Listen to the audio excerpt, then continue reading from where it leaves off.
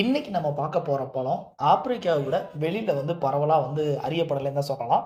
ஆப்பிரிக்க காடுகள்ல மட்டுமே கிடைக்கக்கூடிய ஒரு அருமையான பழம். அந்த ஊர் மக்கள் ரொம்ப விரும்பி உண்ணக்கூடிய ஒரு சூப்பரான பழங்க. இது பேர் ஆப்பிரிக்கா பீச் அப்படின்னுவாங்க. இல்லன்னா கினியா பீச் அப்படின்னுவாங்க.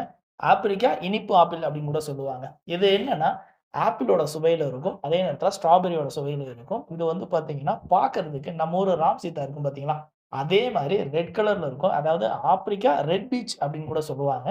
வெளியிலயும் சிகப்பா இருக்கும். உள்ள இருக்க நறுக்கணும் அப்படின்னா சிகப்பா தாங்க இருக்கும். ஆனா என்ன நம்ம ஊர் அ ராம் சீதா பழம்லாம் உள்ள விதை அந்த மாரி இருக்கும் பார்த்தீங்களா? அதே காயா இருந்தா எப்படி இருக்கும்? அதே மாரி தான். இத அப்படியே கட் பண்ணோம்னா கூலா தண்ணியா வருங்க. அவ்வளவு இனிப்பா இருக்கும். இது நம்ம ஆப்பிரிக்காவ தவிர வெளியூர்ல கிடைக்குமானா ரொம்ப ரேருங்க. ஆனா இப்போ நாட்டுகள் கிடைக்குது. இது அங்க ஊர் காடுகள்ல சேகரிக்கப்படுதுங்க. இந்த மரம் வளத்த பொறுத்து 10 மீட்டர்லேருந்து 30 மீட்டர் வரைக்கும் வளரக்கூடியது. பழத்தோட சைஸ் அப்படின்னு பார்க்கணும்னா, ஒரு 8 சென்டிமீட்டர் விட்டத்தில தாங்க இருக்கும்.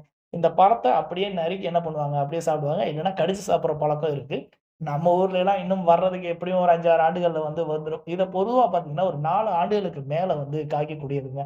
ஏன்னா மரம் அவ்வளவு பிரம்மாண்டமா வளரக்கூடியது. மண்ணோட வளத்த பொறுத்து இருக்கு. ஸோ இதோட கிடைக்கக்கூடிய நர்சரி அப்படின்றத நான் மேக்ஸிமம் கீழ டிஸ்கிரிப்ஷன்ல குடுக்குறேன். அந்த நர்சரில கேட்டு பாருங்க. சில சமயங்கள்ல கிடைக்கிறதுக்கு வாய்ப்பு இருக்கும். எக்ஸோடிக் ஃப்ரூட்ஸ் விக்கிறாங்க பார்த்தீங்களா? அந்த நர்சரில கேட்டு பாருங்க. அங்கலாம் கிடைக்கிறதுக்கு அதிகமான வாய்ப்பு இருக்கும். இந்த மரத்த நீங்க நடவு பண்ணணும் அப்டின்னா, நல்ல ஈரப்பதம் உள்ள நிலங்களா இருக்கணுங்க. அதாவது நம்ம தண்ணி தேங்குற மாரி கிடையாது. மொத்தத்தில தண்ணி வசதி இருக்கக்கூடிய நிலங்கள் இருந்தா போதுமான அளவா இருக்கும். மரம் பிரம்மாண்டமா வளரக்கூடியனால, அதோட இடைவெளி கண்டிப்பா இருக்கணுங்க. குறைஞ்சது என்ன பண்ணணும்னா, நம்ம சுத்து வட்டாரத்தில 10 மீட்டராவது இடைவெளி விடணும். ஏன்னா, இந்த மரமும் பிரம்மாண்டமாவும், கிளையும் பிரம்மாண்டமா குடுத்து வளரக்கூடியது. ஸோ இத வளர்க்கணும்னு நெனைக்கிறவங்க, இத ஃபாலோ பண்ணிக்கங்க.